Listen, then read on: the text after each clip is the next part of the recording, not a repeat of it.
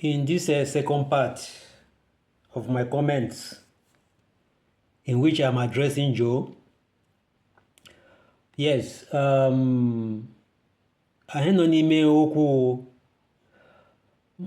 me just go back to what this guy, Mike, is doing. I'm investigation, they convinced, even before I started, that Joe is not true. Whatever that happened to that man was not ordinary. This thing is not an isolated case. So it is the duty of the community, it is the duty of the kindred to take a bold step and put an end, or to pursue it, to put an end to this kind of situation. Because this is going on for a very long time. I'm not completely stupid. I know what Mike is capable of doing. Mike metro were on ya were mepe were bam that I went to Lakaya na all those nonsense. He came to say that blah blah blah. I went to Laka na those kind of things. But now that was not true. That was when he became more stronger. That was when he has inherited what does not belong to him. So, this is a guy who none Rondeli legra through you are all late. Mande Yanagimoto, Mande cook and steward, Mande gardener, Mande everybody that favored you, even starting from the time you return from Italy. Nde over Aragene accommodate you for a while before you can be able to look for your own house. You didn't spare them. That is true. But I have a GGG press my own actually a kind of situation whereby this guy should be probed. Okay, probe where dig into what he's doing, his activities, spiritual activities, witchcraft. Actually, okay, dig into it in order to bring whosoever is perpetrating this kind of evil, bring the person to justice. Ya wuru chongu onye ọzọ mega disin Mike amana otu geji urejiga were akịrị me akpụrụ n'ọnụ gbande ga-agba ha ya fụrara kpọọ mụfakaja aga ha support ya immediately ya na Chukwudi o nwere ha kam otu njiri me involve na this kind of a thing.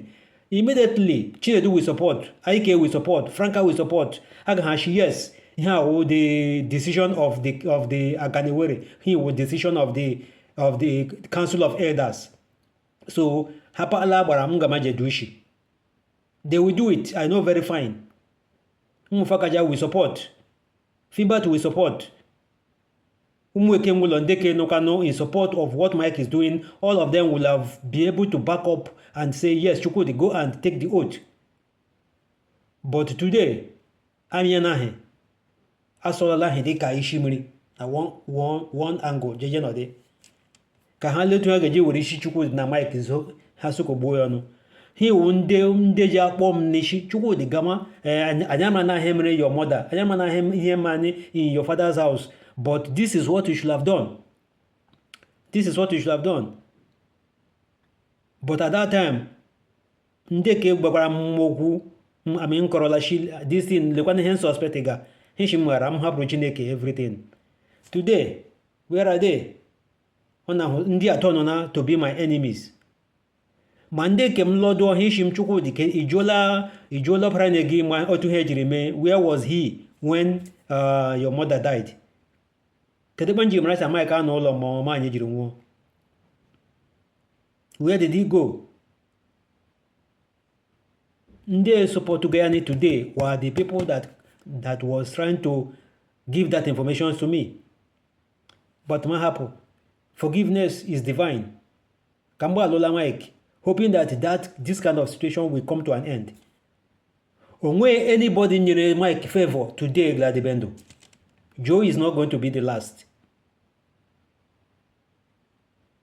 Mike favor. All of them is dead. This is serious. Ya rule chong onye ọzọ mere ọwụcha Mike gachara Italy bata ma zụọ bicycle ma zụọ motorcycle ma rent ọdị boys quarter. Zero trouser dị mma yiri mama anya nọrọ na chain. Onwe ihe ga-eme Mike ga-eji were jigba alụọ. Everybody will support him to bring me to take an oath. That's it. But today, Amianahe, they are not interested anymore.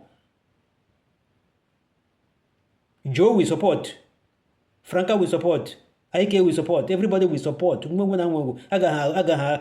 koroshi, yes, take the oath. But today, El Chalahe is no longer their matter. And they kind of frustrated in the fact that I don't want to speak. I don't want to get involved. This is, after all, this is my brother. This is my war. This is my battle. I'm going to fight. I got me shima kambankete. Mecha now. Ndinia wondega shimne mhapo. Hamecha kwa halu hubak. Ebe agoma mish. Ah, chukwu de ashiri imrana. Ega lijena gani were. Ega lime this. Ega lime that. Okay, this time now, I don't have an like evangelist hedgeka water. I don't a prophet in on it. I don't want to clerics noni anymore. I got George. What is happening? I jolam, but I got a promise in you, Joe. I will not go to the herbalist because of you. I don't want to change since actually mom. I tibla makam we alter kuko, my alter kwa, we alter oji origin when you herbalist. No. I got me journey because of you. But I will hala any kind of living churches and all those kind of spiritual strong men that can be able to evangelize and speak up on what has happened. I have done it. And umunegi burugi. Simple as that. They cannot deny. But the better when they meregi now, I did cooking girini because mtialaka msunaha share la from that your money. It means that they help mnyeregi egom njirata hu wereji nyegi chigi wereji gani hu. It was not a loan. I did loan mnyeregi. Achi hengegi when I go agaji mengaji zuru original go oreji add here to my own. God forbid it. Mbanjiri wef ego him jiri ego mtra hu wereji nyegi iji support oge. Ya uru show nde if not because no chori set him up. Joe de look to set me up. Onwe ihe ga-emeni Joe agbaghị Mike, Joe agbaghị Chinedu, Joe agbaghị Franca, Joe agbaghị Ike. These people kwanu ndị mara na obi ha dị ụcha. Dede Chukwu dị ime na Chukwu gozie gị. Ya wuru ndị Yoruba, that is what they will do. That is what I like about the Yorubas. Òṣèkúpọ̀ ire akari o. Olúwa ṣe bẹ́ẹ̀ fún ẹ o. Ọmọ iṣẹ́ yàn ní jóná o. Olúwa pèsè tàfàní o. Ọmọ a ṣe irú ẹ̀ fún ẹ o. Ire akari, all those kind of blessings. Wàá rí ṣe o. Iléeṣẹ́ yàn ní jóná o. All those kind of blessings will continue to pour. Mike will say it. Chinedu will say it. Franca will say it. Henwekwanike werekwa convey the same message to Sajo. Sajo biko kelela nya Chukwu dilekwa yomre. Nganje the village papa did not mention it and I didn't have to begin to blow my trumpet before my father. That gesture, that favor died. Nobody made any mention about it. But anyamre nya Chineke. Oh joke amre nya. Okwa no mufaka ja kamre nya. Dekwa no anybody. Oh Mike no mu nya kamre nya. But areas where the Mike cannot mention it, Chinedu cannot mention it, Franca cannot mention it. The negative aspect, things that if not, can you hear me? What is my offense? Maybe anything is Angushabla Manya Dana Gota. Ashonya Awonya what yourself Abara. No. What is the problem? And yet you people preach of forgiveness. You people preach of oneness. Let us be one family. Yet, do this kind of grievances. Can you hear you?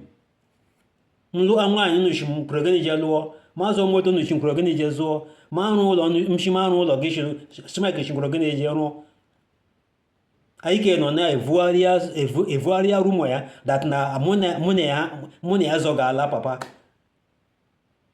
mụ na Mike zọgala. Kedu ihe mụ na Mike na-azọga ala Mike were ego bara our mother were tega papa je complete ụlọ our father. The moment that money get polluted on that line there, I'm supposed not to sleep a night there. But ihe mere wụ ka mmemme anya nzuzu ndị Yoruba tụrụ elu shi ka ihe gbogbo ashọ la nsasọ nru ọwụ ha kpọrọ is not all our laundry we dry in the sun. Ka m just na-manage there until man kem before makwara him dituola gị. I'm not interested in that land because that land is cursed with the blood of Celine. The moment he will go and that filthy money will drop or to complete our father's house. Manager we go be complete papa run papa go. But when it is polluted with the blood of your mother, that land is cursed. Hapụrụ ihe niile ijiri ego ahụ were ji mee hapụrụ ego le ahụ that gonna must go ya mee ya ji aparị ego ahụ hapụrụ ndị niile tiri aka were ji rie that money ọ ga-adịrị ha mma. Hapụrụ ndị niile tiri aka were rie that money hapụrụ ndị niile were ego ahụ shanwo ejiri ahụ mejiri akwụọ salary mejiri iji zụọ anything. Those people will never be well for those people. So this is what I believe. Ogodi na joprala that silica reje kukaya mokano ame okukara na that time. O no re urejiji shaje reje process here traveling ya. It will not end well, my brother, because that money is not good. Kedi hem ji ure enemy today. Ejiri moko agamagakwa into history how eji moko ure na ga Europe from country to country. Chinedu flyer. Oh, Franca flew to Canada. Chinedu flew to Canada. That was their own share of the blood money. Ejimogu agaga from border to border. So, Joe Munagadi Haniji, I have never had any confrontation with you. Frank Ashina, Oona Munagi the good, or Kedi that I will not be involved in your affairs. Yagaji Uronye represent here, Uruzia, the next of king. Because of Choya, that is how you guys have wanted it. Muna Joe have never, Muna Joe, when some moku, Mokanong, Hemonia Dragiga, Ketipo Gejuru that Agama, Biatia, Kamurejinegego, Israna Panti Mini. A deep language, a new language to cop, Chichikura Mini. What have you done for me? Haporonde, Mama. None of them have gone any errand for me. None of them have done anything for me. None of you. Instead, more 1 year late, I have contributed immensely to the progress of this family, to Mike's education, to Chinedu's education, to the survival of our father and our mother. I contributed. I'm Honeyajana Church to be able to keep vigil of our mother. How many of you did it? So what is my offense? What have I done to you people? But haporo gulile ngba anu nakpado egbe nu kwashinga ijiji lusi chukwudogo unu geje gbagbo onwe nu owode akamakwo ya. I am free. God will protect me and my own children. So ebere ngi mere gi now jo ka ngba gi onu gbawo gono because na muna ga enweghị any confrontation, muna ga enweghị any misunderstanding. Since ejiri mo oge daga you grew up. I have nothing to do with you. I have nothing, no bones to crack. I have no beef with you at all. I'm not sharing that money with them. But I am now information a rule that na inwere one also a daughter, which we are supposed to. Oh, now I'm involved. I got me Jago and register out from Austria. Never. I got my chocolate the child. Lema when he came up with that child. That child is ours, our.